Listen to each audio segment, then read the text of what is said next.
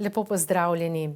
Sončen jesenski dan je bil pravi obliž za vse, ki so danes, dan po strahovitem neurju, odpravljali posledice nastale škode.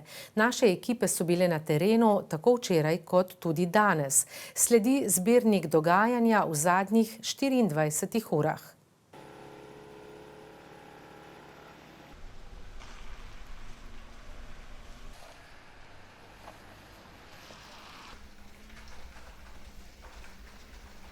Neurje z močnim vetrom, nalivi, točo je odkrivalo strehe, lomilo drevje, meteorna voda je zalila športno dvorano Leona Štukla in prostore šolskega centra Novo mesto.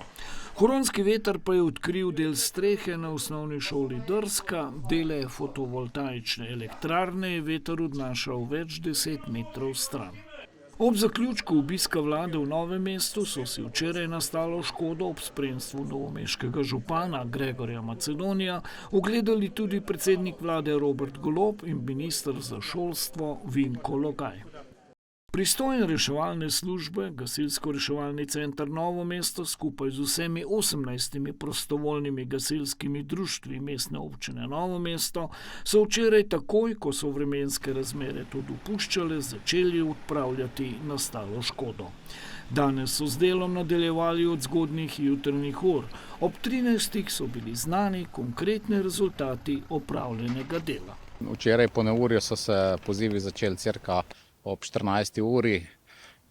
Do tega trenutka, ko delamo ta pogovor, smo prijeli že prek 240 pozivov, realiziranih je nekaj čez 200, ostali so pač v delu.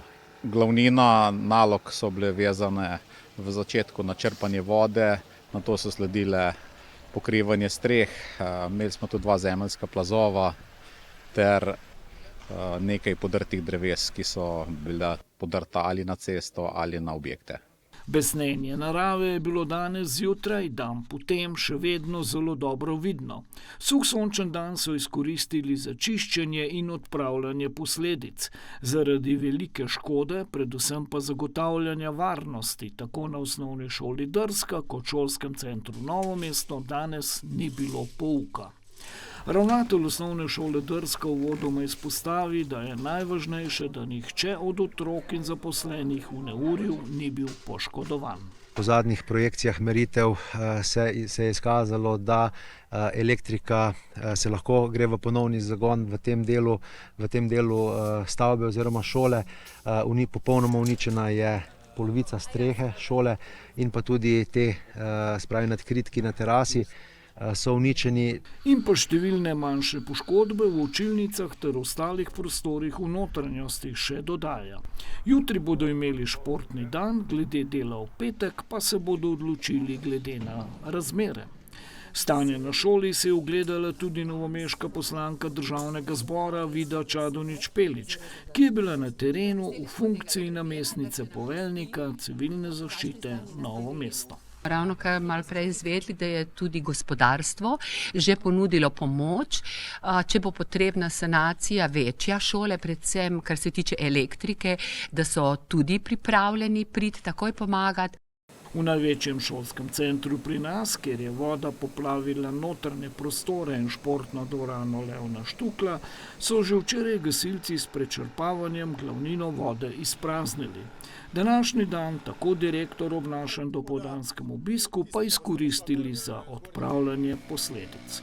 Danes se je začelo potem z čiščenjem, torej otroke smo pustili doma, vseh 400 zaposlenih prišlo od jutra, na polno pomagalo pri sanaciji, pri čiščenju, pri odpravljanju posledic. V športni dvorani Leona Štukla pa vadbe in tekmovanja še nekaj časa ne bo mogoča. Ker pa je pač parket, kjer bo sušenje trajalo kar nekaj časa, noter seveda ne bo ne pouka športne vzgoje in ne vseh tistih popoldanskih aktivnosti, katere klubi, organizacije izkoriščajo za športne aktivnosti, tako da se bodo tudi oni morali vsaj ta čas, dokler bo sanacija potekala, drugače organizirati. V šolskem centru Novo mesto bo po besedah direktorja Forjana pouk jutri potekal normalno.